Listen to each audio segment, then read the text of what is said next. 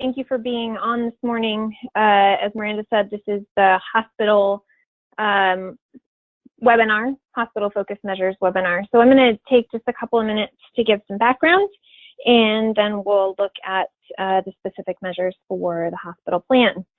And we are testing whether I can advance the slides because we've been having some trouble with this. And it is not working.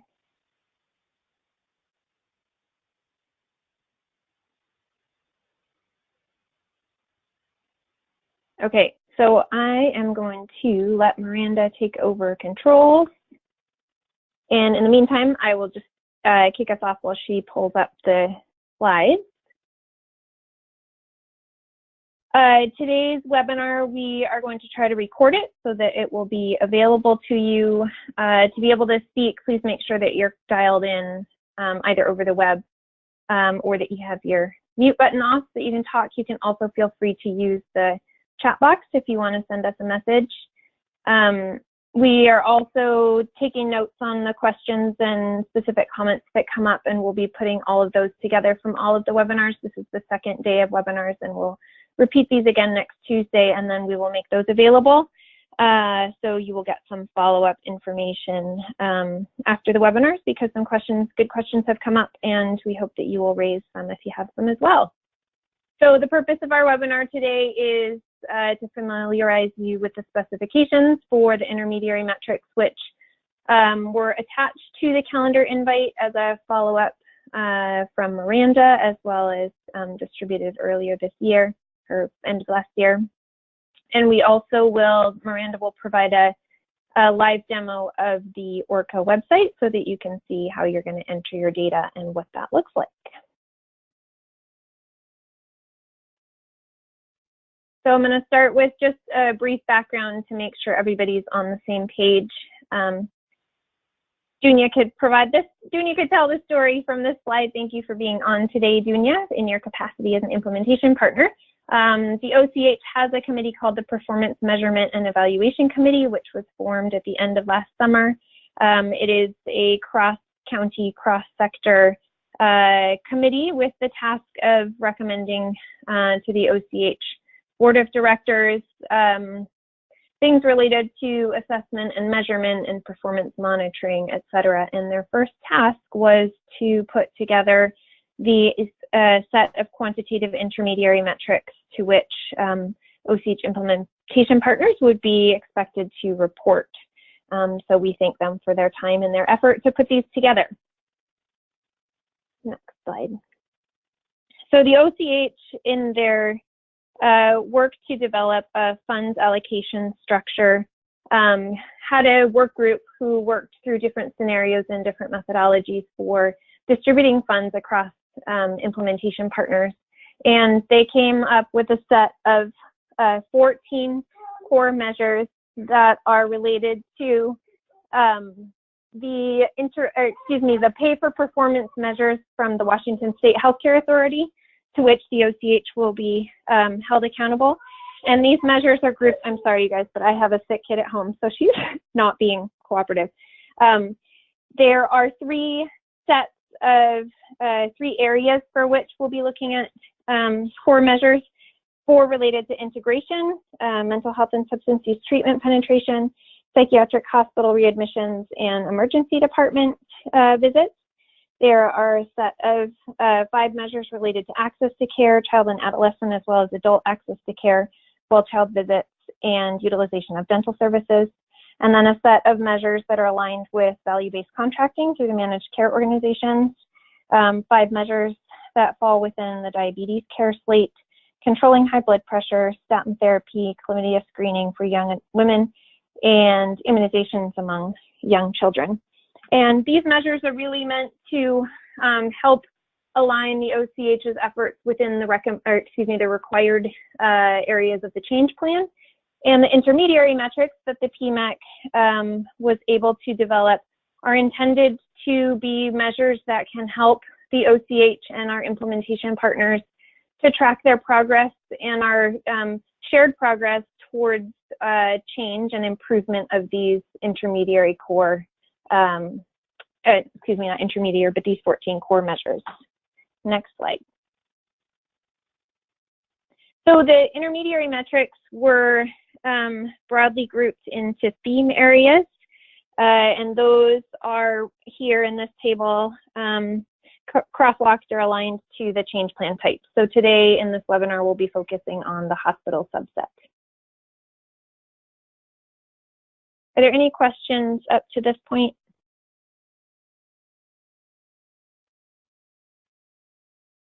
Okay.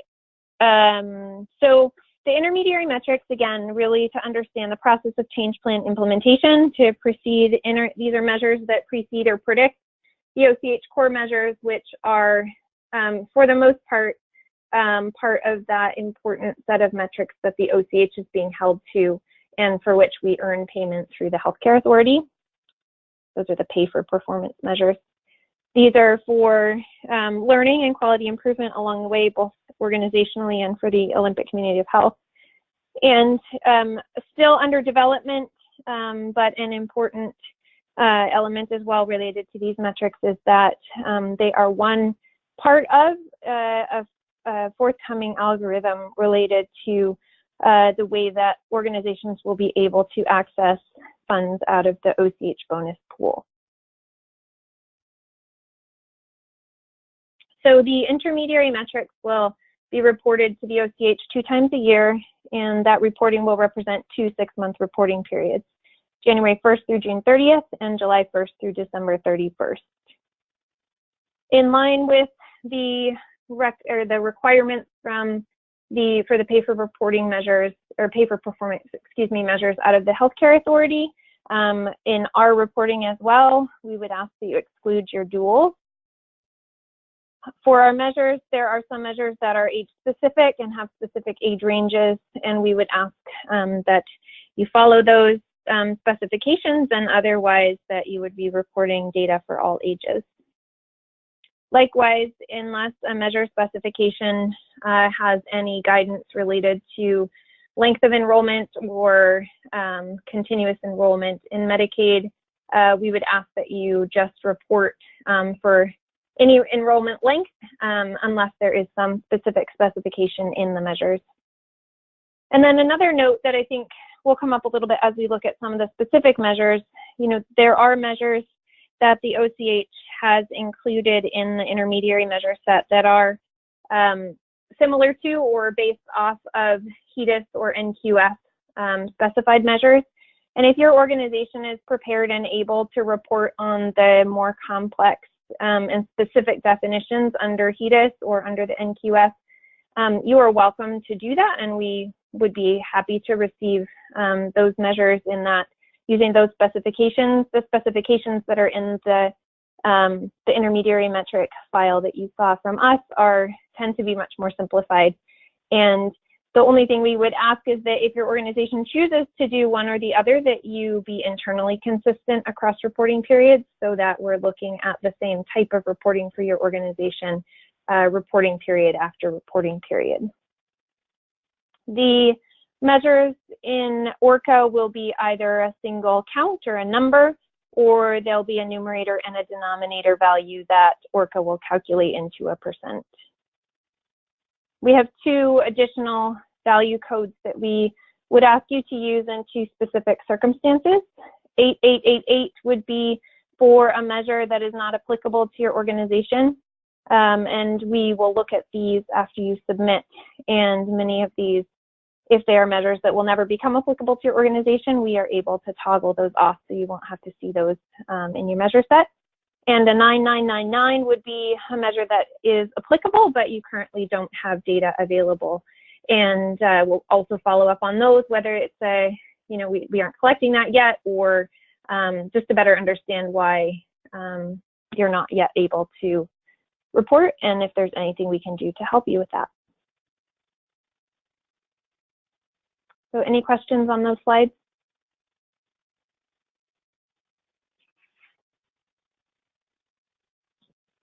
Okay, we're going to switch to hospital intermediary metric specific slide deck here to go through the measures themselves.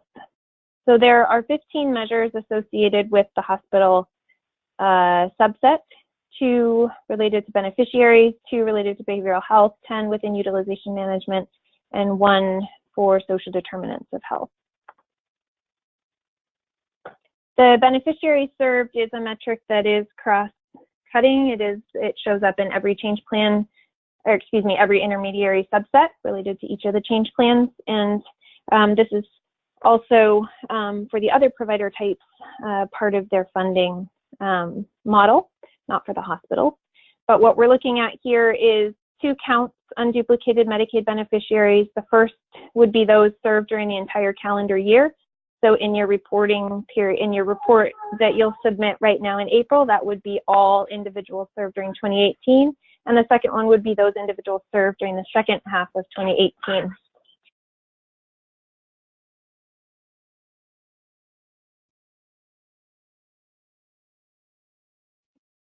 The next 2 are related to behavioral health. And the first is psychiatric admit within the last 30 days. And the specifications for this measure come from the DSHS RDA. And then there's a link here, and we will also provide that link to you in follow-up so that you can look at that. But broadly, what we're looking for is the number of beneficiaries with an acute inpatient psychiatric stay who had a follow-up inpatient admit within 30 days.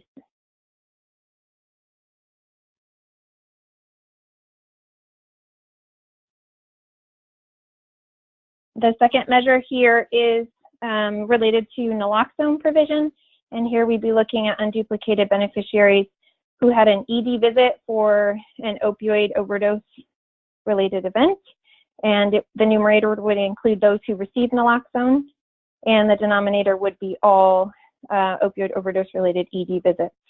And there are 2 specific exclusions for this. In the denominator, it would be if the patient died or if they were transferred to another hospital.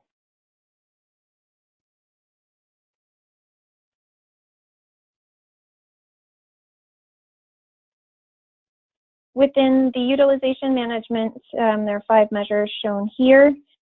These are related to emergency department visits. So there are 3 here that are just counts. The unduplicated number of beneficiaries with an ED visit during the reporting period, that would be for any cause. The second is looking at high utilizers. Those would be individuals with 5 or more, more than 5, if I read it correctly, more than 5 ED visits during the reporting period. And then the third one would be the total emergency department visits among beneficiaries.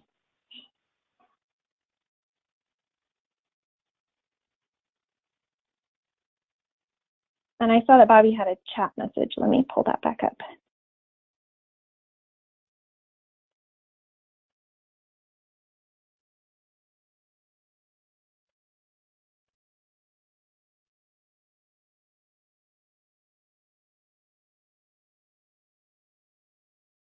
Okay, so the question is going back to the acute inpatient psych.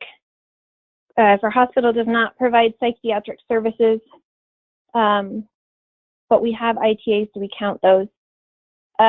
We will clarify that in the question and answer, Bobby, and get that out to you guys.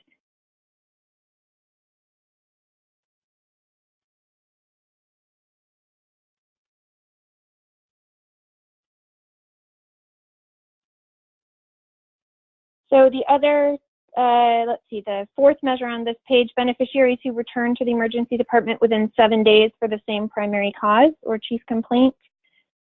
So this is trying to understand the number of beneficiaries who are returning within 7 days. And then the final measure on this slide is beneficiaries on the patient review and coordination, or the PRC list, with a care plan. So the numerator would include those on the list who have a care plan, and the denominator would include just those on total on the list.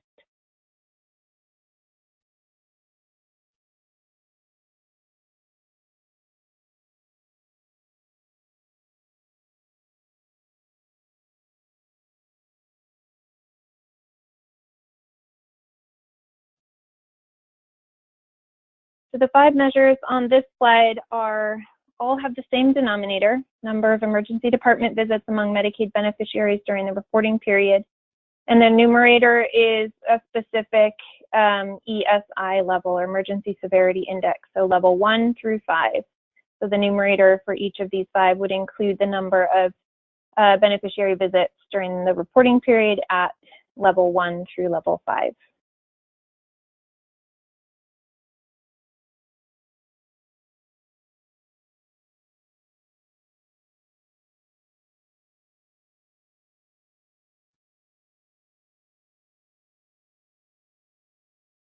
And the final measure in your measure set is related to social determinants of health. And this measure is set up as a scale.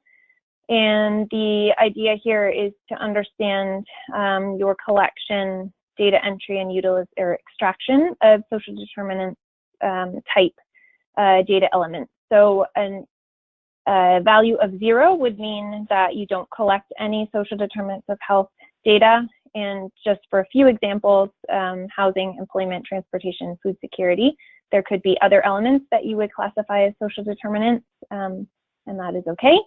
A 1 would be that you collect something, so at least one of those elements or one social determinant element, but it is not entered into your electronic health record.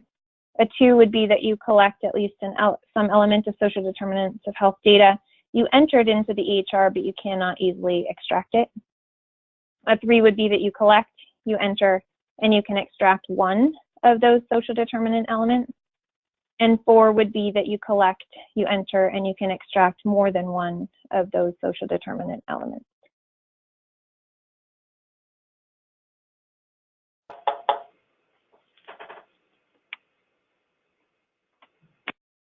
Are there any questions?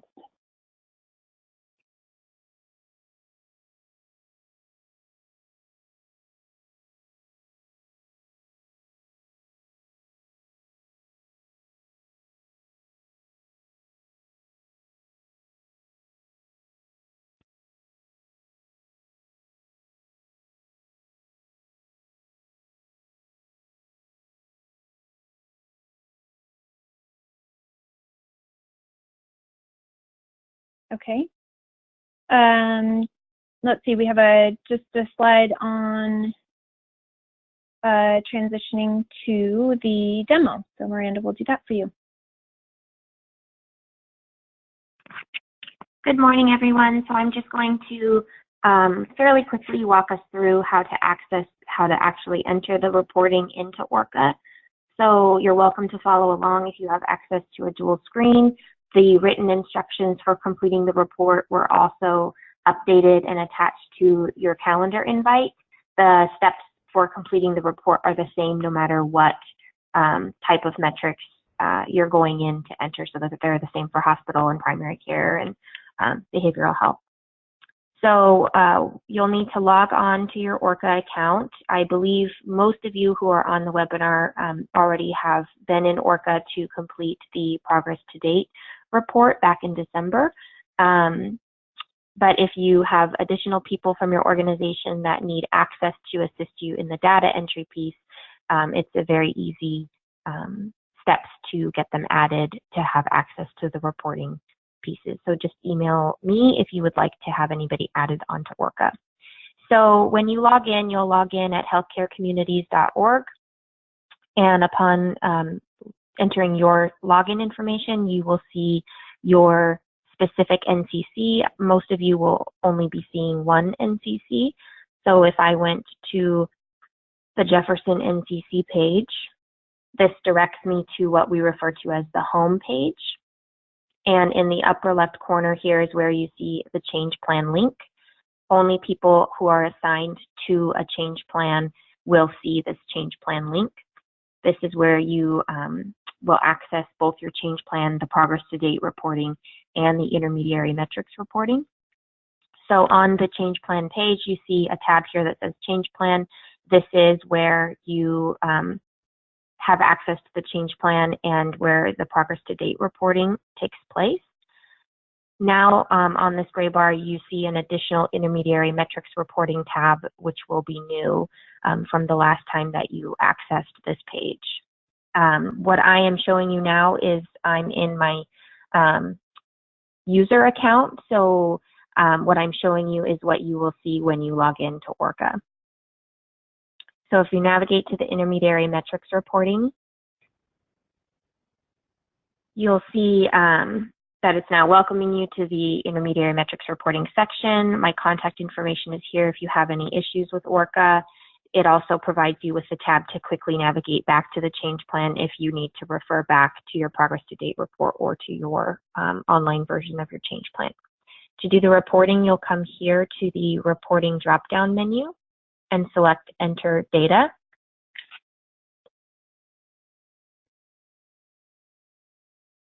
And on the Enter Data page, you will see your organization automatically pop up. I know a few of you have access to 2 separate organizations for 2 separate change plans, one for a hospital and one for primary care.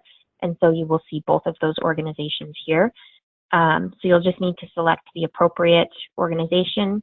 For purposes of today, I'm going to go here to our test hospital organization. And from our last webinars, I already have some data saved in here. But when you select your organization, the measures for your organization have already been assigned to you. So you will only be seeing the measures that pertain to your organization type, not the full list. So everything that is included on this page will need to be completed. If this were blank, you would not see any data entered, and you would be completing the entry in these white boxes. So for argument's sake, I can just update this. Say I enter 100 here. I can enter 20 here. This is, so these are examples of count measures where I'm only entering one field. This measure here, beneficiaries on the PRC list, as Siri went over, is a percentage metric. So I can enter data into here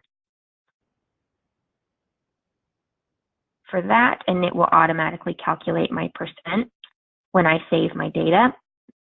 Say this is a measure that I don't think is applicable to my organization. Up here are the instructions that Siri went over earlier. So if it's not applicable to your organization, you would enter 8888. And if it is applicable but data is not available, you would enter 9999. So for argument's sake, I can enter 888 here, that I'm saying it's not applicable. And maybe on this measure is where I'm saying it is applicable, but I don't currently have data to show you. So I'm not going to go through all of the measures, but that's how you do the entry piece. And then down at the bottom of the page and at the top of the page, you will see, I'm trying not to scroll too fast so we don't make anybody feel sick, the Save Data button. This blue button is at the top and the bottom of the page. And it's very important that you click the Save Data button before navigating away from the page, or the entries will not be saved. So I click the Save Data button. And now to confirm that your data was saved, you'll see that the button has turned gray. Also, this is when you see in these gray boxes, I know these were already filled in because I had filled in some data from our last webinar, but you will see that the entries are now in the gray boxes. So this 8888 that I changed is now saved in the gray box. My percentages are now calculated. My counts are duplicated in that gray box. That's how you know your data is saved. You will also get this blue message at the top that says data saved, reporting date July 1, 2018, and that will automatically, this reporting date will automatically populate because it is the beginning of the reporting period you're being asked to report on, which is July 1 through December 31 of 2018. A couple of questions we received on our webinars that we did on Tuesday were, if you have more than one user who will be doing the data entry, how does that work? The way the website is set up, you have the ability to have multiple people access and enter the data. The only caveat to that would be the data is only saved when you hit the Save Data button. So if you have multiple people in at the same time, whoever saves last, say they're overwriting the data that you're entering, it's whoever saves the data last is what the data would be saved as. So we recommend that if you do have more than one person who will be accessing the data, to have them go in one at a time, saving their data entries after each time they access this report, or to sit down together so that you're not overwriting accidentally the data the other person has entered.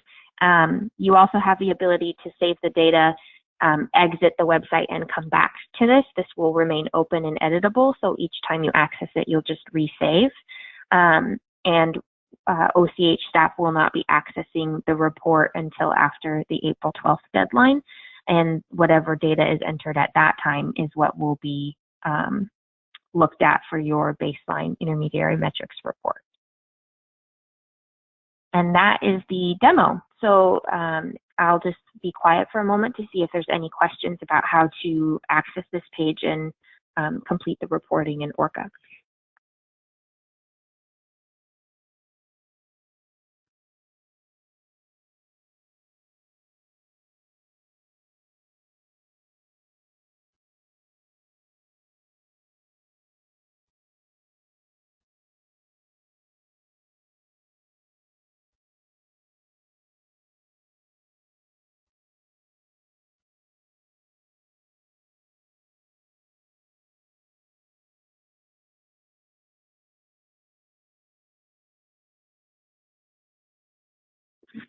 Okay, not hearing any questions or seeing anybody typing in the chat box.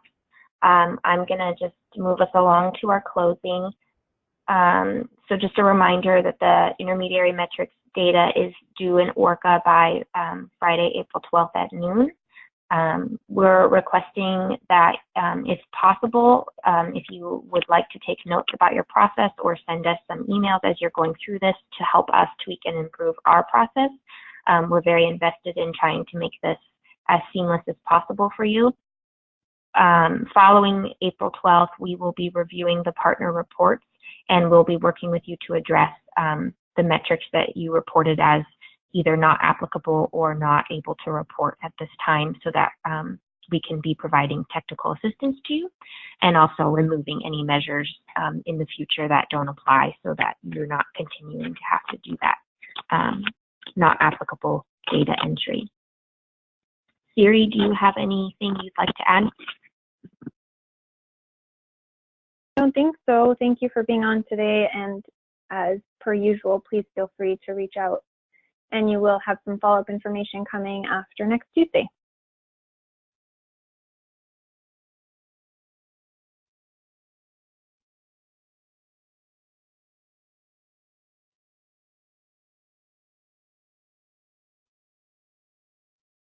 Okay, thank you for your time.